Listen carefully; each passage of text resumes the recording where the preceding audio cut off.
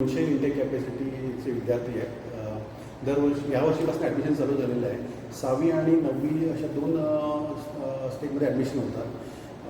हे ॲडमिशन होताना national testing agency नाटाच्या competitive एक्झाममधनं ती एक्झाम दिली जाते. म्हणजे रजिस्ट्रेशन करावं लागतं. त्याच्यानंतर एक्झाम घेतली जाते ऑल ओव्हर इंडिया लेवलवरती. ऑल इंडिया सैनिक स्कूल एंट्रन्स एक्झाम द्यावी लागते आणि त्यातनं मग विद्यार्थी अलॉट केले जातात संपूर्ण देशामध्ये. हा निवासी सैनिक स्कूलच आहे तर स्थानिक आणि नेशनल ही जी आहे तर एंट्रन्स एक्झाम ऑल इंडिया सैनिक स्कूल एंट्रन्स एक्झाम देऊनच यायला पाहिजे. देशातले सगळे स्कूल अप्लाय करतात. आतापर्यंत आपल्याकडे एक्झिस्टिंग सैनिक स्कूलमध्ये 3200 जागा आहेत.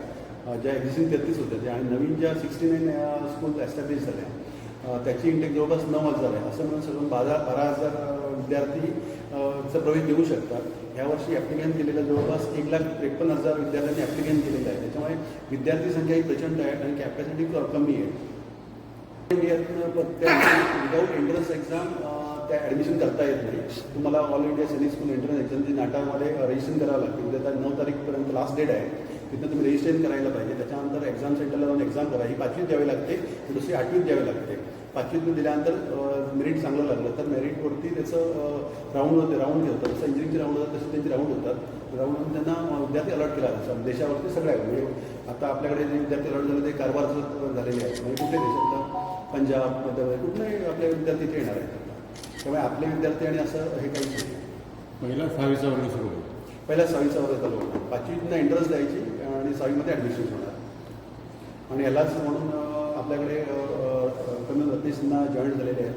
ॲज अ कमांडंट म्हणून आपल्या सैनिक स्कूलला जॉईन झालेले आहेत. ते पण आपल्याला ब्रीफ करतील.